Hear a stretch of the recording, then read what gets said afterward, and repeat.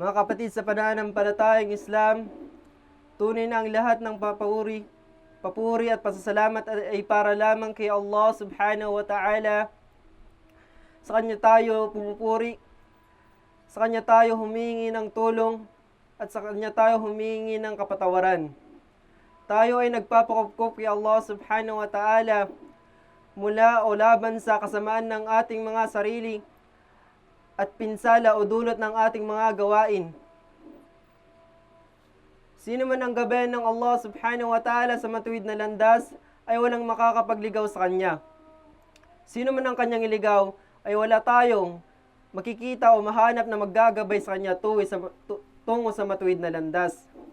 Ako'y sumasaksi na walang ibang Diyos na marapat sambahin ng nag-iisa at walang katambal, liban na lamang kay Allah subhanahu wa ta'ala, ang nag-iisa at walang katambal. At ako'y sumasaksi na si Propeta Muhammad sallallahu alaihi wasallam ay Kanyang alipin at sugo. Mga kapatid sa pananampalatayang Islam, payo ko una sa aking sarili at gayon din sa inyo na katakutan si Allah subhanahu wa ta'ala sa abot ng ating makakaya at tunay na pagkakatakot. Katulad ng Kanyang sinabi, o mga nananampalataya, katakutan niyo si Allah subhanahu wa ta'ala ng tunay na pagkatakot at huwag kayong mamamatay, liban na lamang na kayo ay mga Muslim. Katakutan niyo si Allah subhanahu wa ta'ala sa abot ng inyong makakaya. Mga kapatid sa pananampalatayang Islam, katiyakan na ang dunya o mundo ay punong-puno ng pagsubok. Pero sa kabila ng pagsubok na mga ito, itinuturo sa atin sa Islam, alhamdulillah, kung paano natin ito haharapin. Paano ba natin ito haharapin ayon sa Sunnah at Quran sa pamamagitan ng pagpapayo o pag-uutos ng kabutihan at pagbabawal sa kasamaan. Sinabi ng Allah subhanahu wa ta'ala sa dakilang Quran, وَلْتَقُمْ مِنْكُمْ أُمَّةٌ يَدْعُونَ إِلَى الْخَيْرِ وَيَأْمُرُونَ بِالْمَعْرُوفِ وَيَنْهَوْنَ عَنِ الْمُنْكَرِ وَأُولَٰئِكَ هُمُ الْمُفْلِحُونَ.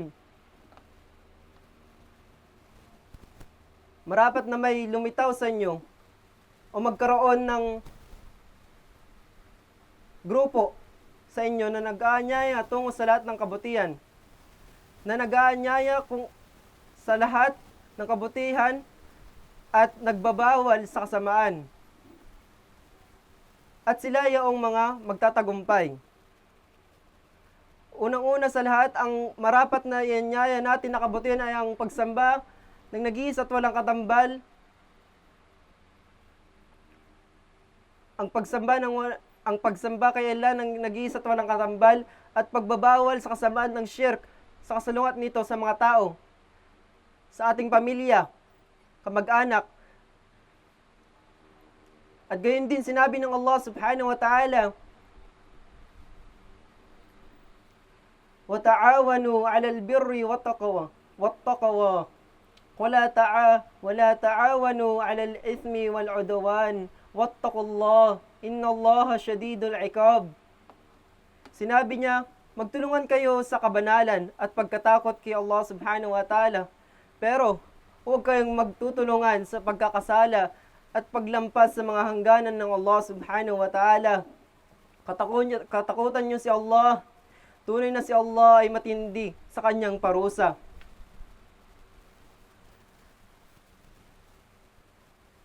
At sa mga sumunod na aya, sinasabi ng Allah subhanahu wa ta'ala na marapat na ang mga mananampalataya, lalaki man o babae, ay magtulungan sa pag-anyaya tungo sa kabutihan at pagbabawal ng kasamaan. Sinabi niya, وَالْمُؤْمِنُونَ وَالْمُؤْمِنَاتِ بَعْدُهُمْ أَوْلِيَاءُ بَعْدٍ يَأْمُرُونَ بِالْمَعْرُوفِ وَيَنْهَوْنَ عَنِ الْمُنْكَرِ وَيُقِيمُوا الصَّلَاةَ وَيُؤْتُوا الزَّكَاةَ وَيُطِيعُونَ اللَّهَ وَرَسُولَهُ أُولَئِكَ سَيَرْحَمُهُمُ اللَّهُ إِنَّ اللَّهَ عَزِيزٌ حَكِيمٌ. Sinabi ng Allah subhanahu wa ta'ala, ang mga mananampalataya, naniniwala na mga lalaki at babae, sila ay magkakampi sa isa't isa. Sila ay nag-aanyaya tungo sa kabutihan o tama, at sila ay nagbabawal sa kasamaan. Sila ay nagtataguyod ng sala. Sila ay nagbabayad ng zaka. At sila ay sumusunod sa Allah subhanahu wa ta'ala at sa kanyang sugo. Sila yaong mga makakatanggap o kakahabagan ng Allah subhanahu wa ta'ala. Tunay na si Allah ay ang marangal at ang marunong. Gayun din sinabi niya sa Suratul Asr, wal asr, innal insana lafi khusr. Sumusumpa si Allah subhanahu wa ta'ala sa oras. Tunay ng mga tao ay nasa pagkalugi. Liban na lamang, innal ladhina amanu wa aminus salihat wa tawasaw bil haqq wa tawasaw bis sabr. Liban na lamang yung mga nanampalataya, gumawa ng mabuti at nagpayuhan tungo sa katotohanan at nagpayuhan tungo sa pagtitiis. Si Imam Shafi'i rahimahullah ay nagsabi nga dito sa kadakilaan nito, kung ang mga tao ay lamang ay magmumuni-muni rito sa sura na ito ay sapat na para sa kanila. Dahil ang sura na ito ay binubuod niya ang kailangan ng tao upang siya ay masalba o makaligtas at maging matagumpay sa kabilang buhay at dito na siya ay maniniwala kay Allah subhanahu wa ta'ala at sa kanyang sugo at siya ay gagawa ng mabuti upang siya ay kahabagan ng Allah subhanahu wa ta'ala, upang siya ay maging karapat-dapat sa paraiso ng Allah at karapat-dapat sa pagligtas niya mula sa parusa ng Allah subhanahu wa ta'ala. Ngayon, paano ba tayo magbabago o mag-uutos ng kasamaan o magbabawal ng kasamaan? Sinabi ni Propeta Muhammad sallallahu alaihi wasallam ayon kay Abu Sa'id al-Khudri radiyallahu anhu, sinabi niya, narinig ko si Propeta Muhammad sallallahu alaihi wasallam na nagsasabing, sino man ang makakita ng kasamaan, hayaan niya itong ayusin o baguhin sa pamagitan ng kanyang kamay. At sino man ang at kung hindi niya kaya ito, baguhin niya ito sa pamagitan ng kanyang dila. At kung hindi niya kaya ito, sa pamagitan ng kanyang puso, pagkamuhi sa kasalanan. At ito ang pinakamahinang iman.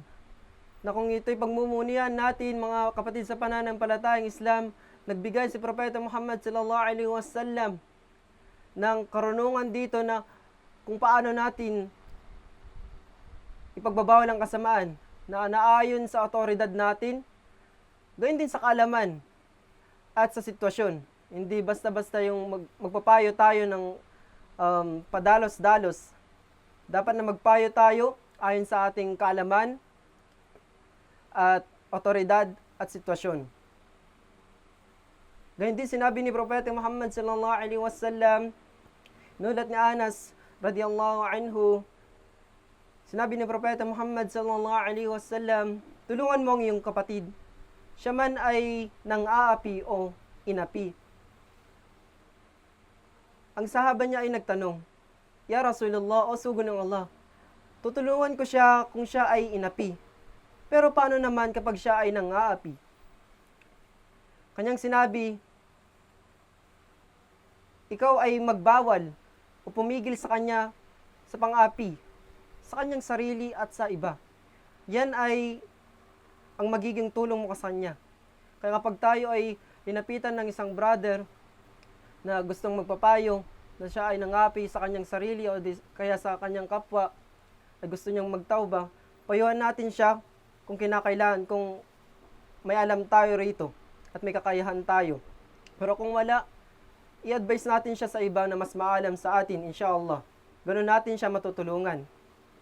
At ito ay nagpapakita ng pakikipag-cooperate na ibawal ang kasamaan at hindi tayo naninindigan sa kasamaan. Ang gantimpala ng pag-anyaya sa kabutihan at pagbawal naman sa kasamaan marapat nating malaman ito inshallah para ma-motivate tayo na gawin ito alang-alang kay Allah subhanahu wa ta'ala. Ayon kay Abu Hurairah radhiyallahu anhu, sinabi ni Propeta Muhammad sallallahu alaihi wasallam, sino man ang mag-anyaya tungo sa kabanalan o kabutihan, siya ay magkakaroon ng gantimpala na katulad ng ginawa ng taong ito, na hindi sila pareho mababawasan ng gantimpala. Gayun din, ang kabaliktaran nito ay totoo. Sino man ang naganyaya sa kasamaan, siya ay magpapasan ng kasalanan nito na katulad ng ginawa ng taong tinuruan niya ng kasamaan. At pareho sila, hindi ito mababawasan ng kanilang kasalanan. Pareho sila may kasalanan.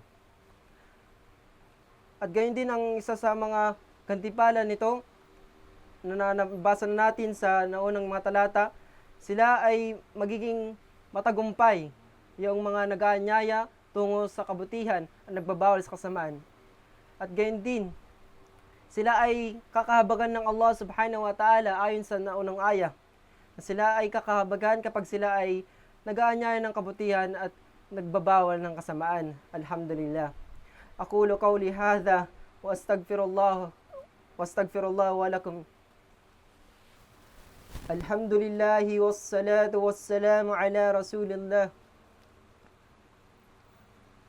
Ngayon dumako naman tayo sa parusa o babala ng Propeta Muhammad sallallahu alaihi wasallam patungkol sa hindi nagbabawal ng kasamaan. Sa isang mahaba na hadith, ito ay papaiklihin na lang natin at kukunan ng aral, pagpupulutan ng aral. Inihalimbawa niya yung sumusunod sa mga pinag-utos ng Allah at nagbabawal ng kasamaan sa mga taong nasa bangka, na kapag ipagpapatuloy nila na butasan ang bangka at yung mga nasa itaas ay hindi magpapayo na itigil nila ang pagbubutas, pagsira sa kanilang baga, lahat sila ay lulubog. Pare-pareho. Ang barko ay halimbawa ng lipunan o komunidad natin.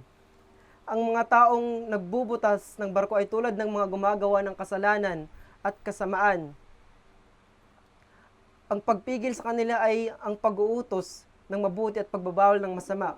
Kapag hinayaan ang kasamaan na kumalat ng walang pagpipigil, maaring madamay ang buong lipunan, gayon din ang mga inosente at matutuwid. Ngunit kapag pinigilan natin ang mga kasamaan ng may kaalaman, karunungan at katarungan, magiging ligtas ang lahat sa pahintulot ng Allah subhanahu wa ta'ala.